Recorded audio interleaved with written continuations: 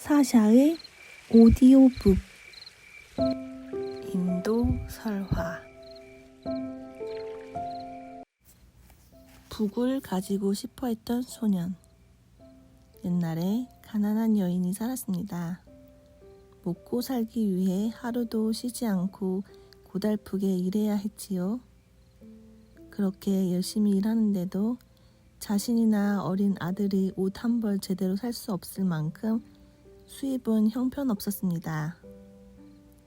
자신이 허름한 옷을 입는 것은 괜찮았습니다. 가정부로 일하는 여러 집에서 가끔 헌옷을 얻어 입었는데 그 정도로도 만족했거든요. 하지만 아들에게 옷이나 장난감을 사주지 못하는 것은 가슴이 아팠습니다. 아들이 다른 아이들이 갖고 노는 장난감을 부러운 듯이 쳐다봐도 자신이 해줄 수 있는 것은 아무것도 없었습니다. 어느 날 소녀는 엄마에게 북을 사달라고 졸랐습니다. 돈이 없었던 엄마는 하는 수 없이 일하고 집에 오는 길에 나무 토막을 주워서 아들에게 갖다 줬습니다. 소녀는 몹시 실망했지만 엄마가 마음 아파할 것을 알기에 웃으면서 받았습니다. 소녀는 나무 토막을 들고 산책을 나갔습니다. 마을을 돌아다니다가 불을 지피려고 애쓰는 웬 할머니를 보았습니다. 소똥도 충분하지 않고 나무까지는 축축해서 좀처럼 불이 붙지 않았지요. 소녀는 가지고 있던 나무 토막을 내밀면서 말했습니다. 이 나무를 쓰세요. 바싹 말라서 불이 잘 붙을 거예요.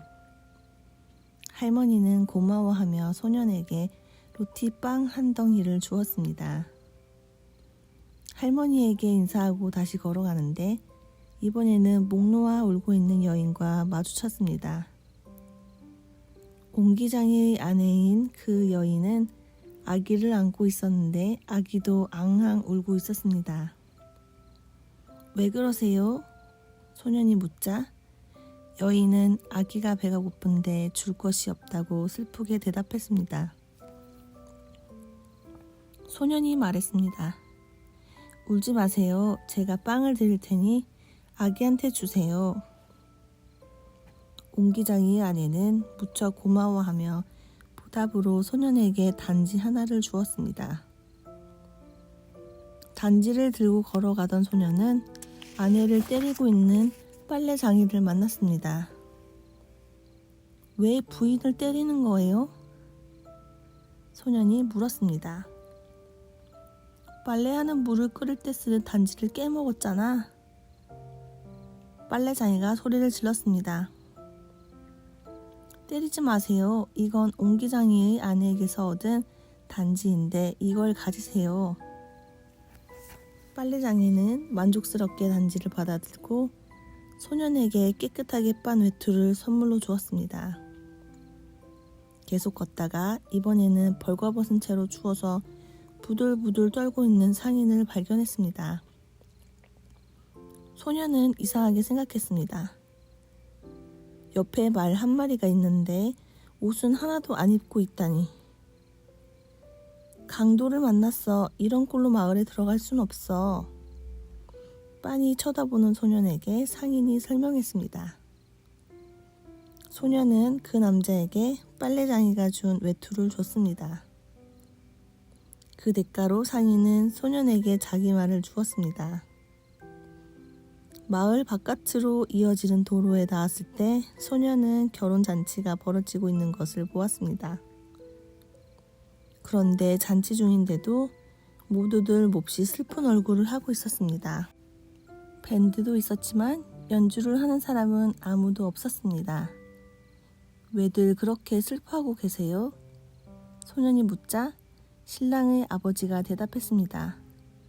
신랑을 태울 말이 없어서 그렇단다. 말을 데려오겠다고 약속한 사람이 아예 나타나지 않았어. 그래서 소년은 가지고 있던 말을 주었습니다. 신랑의 가족들은 이제야 제대로 결혼식을 올릴 수 있게 되었다며 뛸 듯이 기뻐했습니다. 신랑의 아버지가 말했습니다. 얘야 정말 고맙구나. 보답으로 뭘 주면 좋겠니? 밴드를 부러운 눈길로 쳐다보고 있던 소년이 냉큼 대답했습니다. 북이요. 그렇게 해서 소년은 북을 가질 수 있게 되었습니다. 죽은 쥐가 가져다준 행운. 옛날에 어느 할머니가 혼자서 손자를 키우며 살아가고 있었습니다.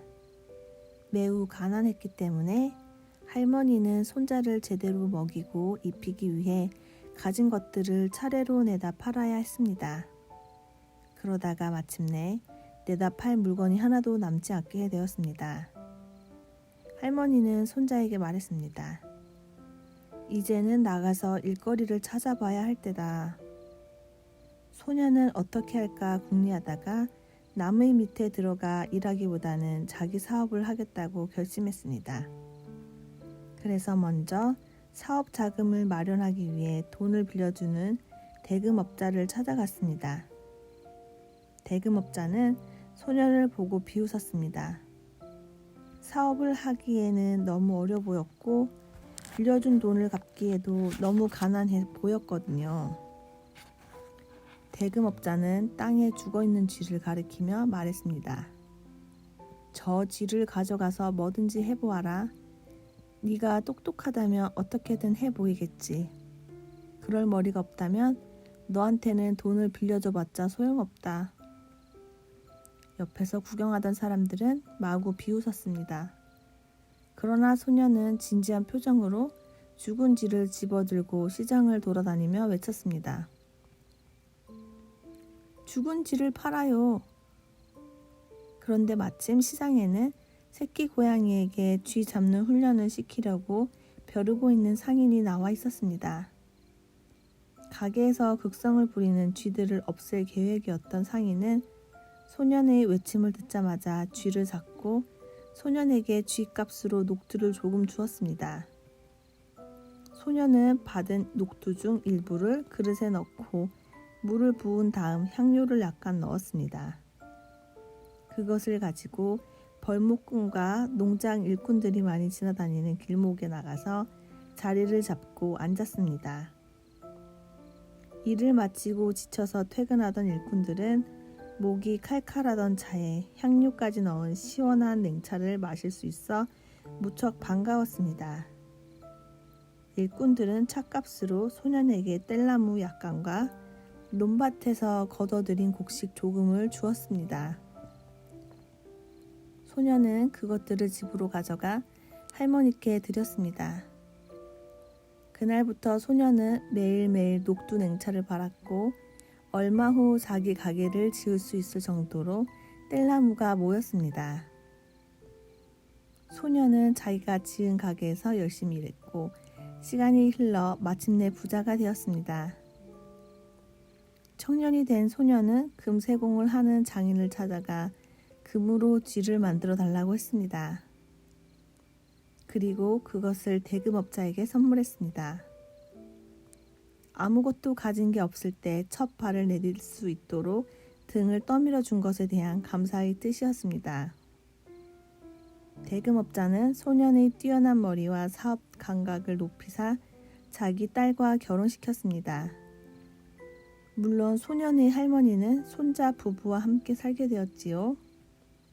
돈도 많이 벌고 아내도 얻은 청년은 그 뒤로도 벌목꾼과 농장 일꾼들을 잊지 않고 그들이 공짜로 매일 시원한 녹두차를 마실 수 있게 해주었답니다.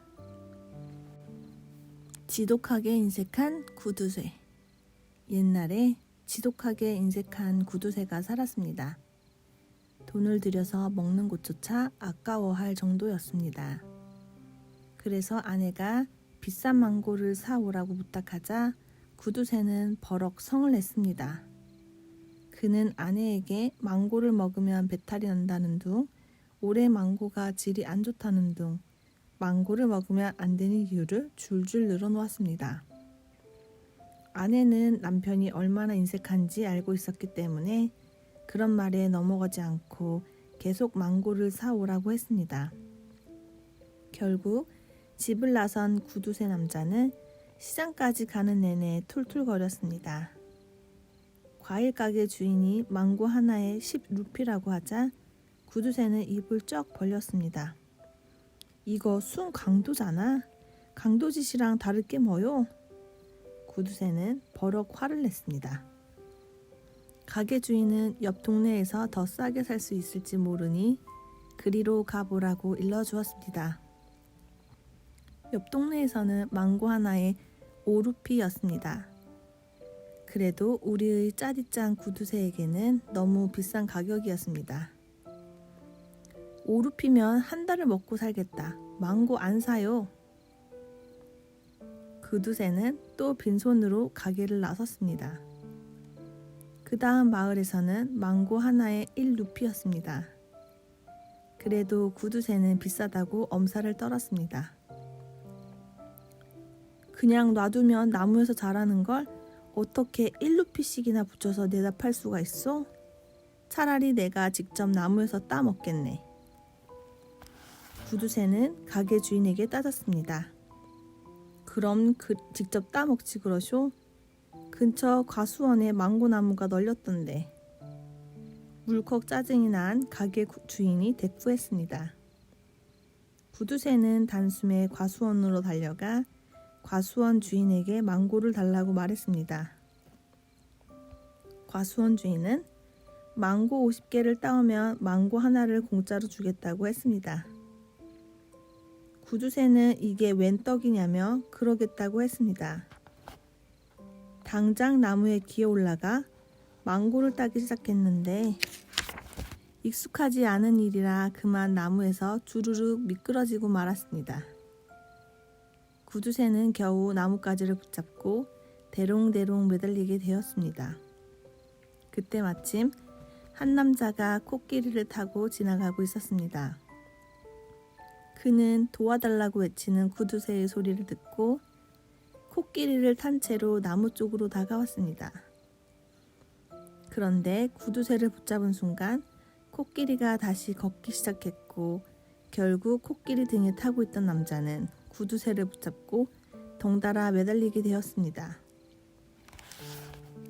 또 다른 남자가 말을 타고 지나가다가 나뭇가지에 매달린 남자와 그 남자의 허리춤을 붙잡은 채 매달려 있는 또 다른 남자를 보고 웃음을 터뜨렸습니다.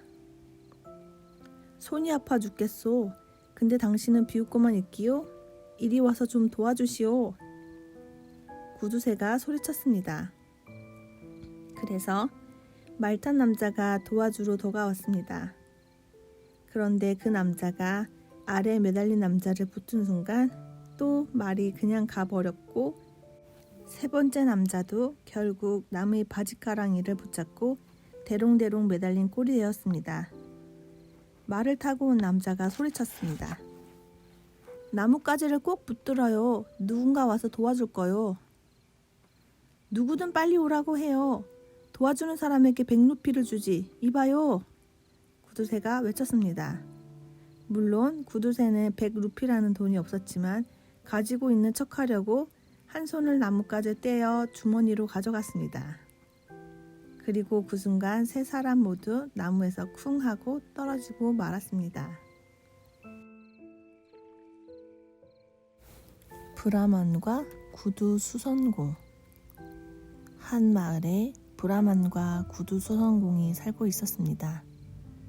브라만은 구두 수선공에게 몇 년이고 신을 수 있는 질기고 튼튼한 가죽 샌들을 만들어 달라고 주문했습니다. 구두 수선공은 질 좋은 샌들을 만들어 브라만에게 넘기고 몇 날 며칠을 기다렸습니다. 그러나 길에서 마주칠 때마다 브라만은 쓸데없는 수다나 떨고 가버릴 뿐 샌들 값에 대해서는 한마디도 하지 않는 것이었습니다. 어느 날 구두 수선공은 단도직입적으로 말해보기로 결심했습니다. 벌써 석 달을 기다렸어요. 나는 돈이 남아도는 사람이 아닙니다. 샌들 값을 어서 갚으세요. 구두 수선공이 말했습니다. 재촉할 거 없어요. 언젠가 내가 당신을 기쁘게 해주리다. 브라만은 뻔뻔하게 대꾸했습니다. 길에서 또다시 브라만과 마주치자 구두 수선공은 한 번 더 샌들 값을 요구했습니다. 그러자 브라만이 말했습니다. 우리 동네 반장 알지요? 그 사람이 어제 아들을 낳았답니다. 기쁘지 않소? 구두 수선공은 어리둥절했습니다. 그게 샌들 값이랑 무슨 상관이야? 그런 생각이 들었지만 그래도 어쨌든 어깨를 으쓱하면서 대답했습니다. 그럼요, 기쁘긴 기쁘지요. 잘됐군. 내가 언젠가 기쁘게 해준다고 하지 않았소? 이렇게 말하고 브라만은 가버렸습니다. 불쌍한 구두 수선공은 자신이 브라만의 꾀에 넘어갔다는 걸 깨달았지만 뒤늦게 할 수 있는 일은 아무것도 없었습니다. 금화가 가득 든 자루. 두 친구가 있었습니다. 굉장히 오랫동안 알아왔고 서로를 무척 아끼는 사이였지요. 어느 날 두 사람은 숲에 들어갔다가 우연히 반쯤 시든 나무 아래서 금화가 가득 들어있는 자루를 발견했습니다. 두 사람은 눈물을 흘릴 정도로 기뻐하며 주인이 나타나지 않으면 둘이서 똑같이 나눠 갖기로 했습니다. 며칠이 지나도 주인이라고 나서는 이가 없자 두 사람은 돈을 나누기로 했습니다. 일단 금화 몇 개씩만 가져가자. 그리고 나머지는 여기에 묻어두자. 금화를 잔뜩 가지고 있는 것을 사람들한테 들키면 소문이 퍼져서 금세 강도를 당할지도 몰라. 게다가 나중에 진짜 주인이 나타나면 돌려줄 것이 있어야 하잖아. 둘 중 정직한 친구가 말했습니다. 다음 날 정직하지 못한 친구는 숲으로 들어가서 나머지 금화를 파내어 집으로 가져왔습니다. 며칠이 지나자 두 사람은 처음에 챙긴 금화를 한 푼도 남김없이 모두 써버렸습니다. 그래서 금화를 더 가지러 숲으로 갔지요. 그런데 자루를 묻었던 자리를 파보니 아무것도 없는 것이었어요. 정직한 친구는 누가 돈을 가져갔는지 바로 알아챘지만 증거가 없어서 한마디도 할 수 없었습니다. 그런데 놀랍게도 정직하지 못한 친구가 이렇게 말하는 게 아니겠어요? 너를 믿었는데 나한테 이런 짓을 하다니. 너 어떻게 그럴 수가 있어? 정직한 친구는 기가 차서 말했습니다. 네가 돈을 가져갔으면서 나한테 뒤집어 씌우려고 하다니. 두 사람은 심한 말을 주고받으며 크게 싸웠고 결국 그 마을 판사를 찾아가 시비를 가리기로 했습니다. 그러나 판사는 누가 진실을 말하는 것인지 판단할 수 없었습니다. 자루를 묻었던 자리에 있는 나무에게 가서 물어보는 게 어때요? 나무라면 진실을 알고 있을 거 아니에요. 정직하지 못한 친구가 말했습니다. 판사는 동의했습니다. 정직하지 못한 친구는 잽싸게 집으로 달려가서 아버지에게 도움을 요청했습니다. 누명을 썼어요, 아버지. 저 좀 도와주세요. 물론 아버지는 아들의 말을 믿었습니다. 그래서 아들이 원하는 건 뭐든지 들어주겠다고 했습니다. 판사와 일행들이 도착하기 한참 전에 정직하지 못한 친구는 얼른 아버지를 모시고 달려가 반쯤 죽은 그 나무의 텅 빈 몸통 속에 아버지를 숨겨 놓았습니다. 잠시 후 두 동료를 데리고 나타난 판사가 나무 앞에 서더니 물었습니다. 나무야, 누가 도둑인지 말해다오. 자기가 정직하다고 생각하는 쪽이 범인입니다. 붉은색 터번을 두른 자요. 정직하지 못한 친구의 아버지가 나무 안에서 대답했습니다. 판사는 의심의 눈길로 정직한 친구를 쳐다보았습니다. 그러나 정직한 친구는 친구 아버지의 목소리를 바로 알아채리고는 기지를 발휘하여 판사에게 말했습니다. 나무의 정령이 뭐라고 하는 건지 잘 안 들리네요. 더 가까이 가서 들어봐야겠습니다.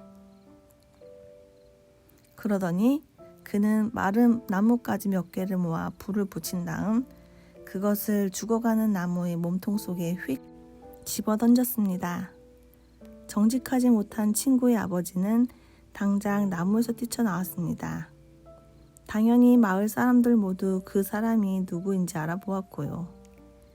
판사는 정직하지 못한 친구에게 정직한 친구의 몫을 돌려주고 친구를 속이려 한 대가로 자신의 몫까지 모두 주라고 명령했습니다.